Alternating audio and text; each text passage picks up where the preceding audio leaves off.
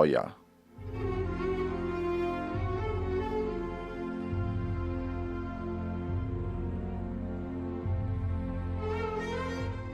O Zot i madhërisëm, na pranon namazin ton, agjerimin ton dhe të gjitha veprat e mira në këtë muaj të begat, dhe na bëj të dalim faqebartë ditën kur të takojmë ty.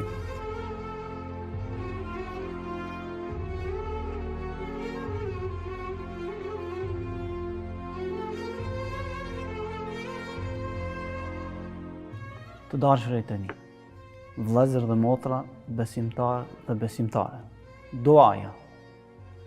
Duaja është një ndër adhurimet më madhështore në fenë tonë. Është arma më e fortë e besimtarit. Duaja është shfaqje dhe reflektim i nënshtrimit dhe adhurimit të robit ndaj Zotit fuqiplot.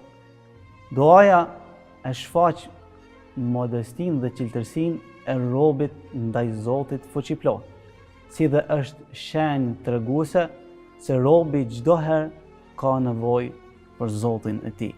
Duaja është argument i besimit tonë të sinqert në Zotin fuqiplot. Ajo e shëron mendjemadhësinë, e zbut zemrën e robit dhe e bën më të përulur para Zotit fuqiplot.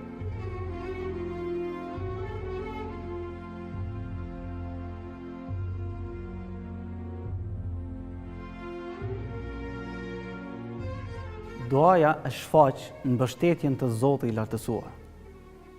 Tregon dashurinë e Zotit ndaj robit, si dhe e largon hidhërimin e Zotit ndaj robit të tij, si dhe është shenjë e njerëzve të sinqertë.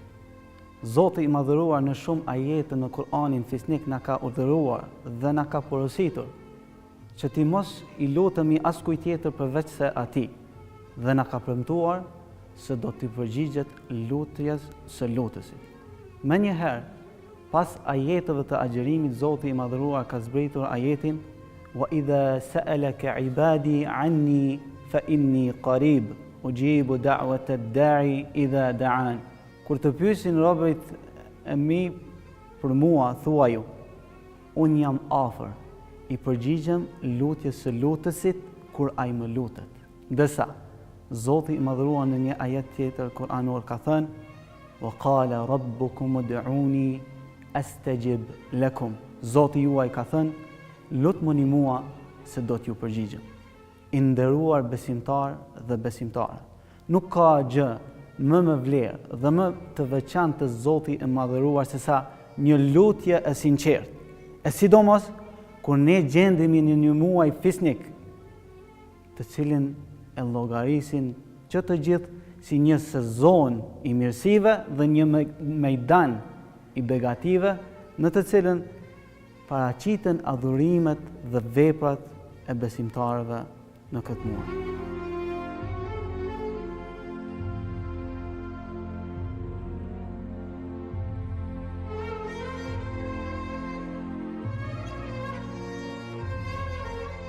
Dhe për fund, të dashurit e mi, vëllezër dhe motra, besimtarë dhe besimtare, të kujtojmë dhe rikujtojmë çdo herë se lutja drejtuar Zotit fuqiplot ka një pozitë të lartë dhe një vlerë shumë të madhe. Andaj të mos tregohemi neglizhent në këtë çështje, të tregohemi më të angazhuar në lutje drejtuar Zotit fuqiplot. Ta rikujtojmë thënien e Omerit, Allahu qoftë i kënaqur ndaj tij, ku thotë që unë nuk brengosem për kthimin e përgjigjes, pra për pranimin e lutjes, por se mua më brengos lutja, nga se atë të cilin e inspiron Zoti që t'i lutet atij, atëherë Allahu ka për t'ju përgjigjur. Andaj, të jetë preokupimi jon se si të inspirohemi dhe të lutemi Zotit fuqiplot me sinqeritet dhe dinjitet, nga se Zoti Gjelle Shanuhu ka thënë, ud'u rabbakum tadarru'an wa khufya innahu la yuhibbul mu'tadin. Lutuni Zotit tuaj për ulshëm dhe ngadalë, nga se ai më të vërtet nuk i do ata të cilët e kalojnë kufije.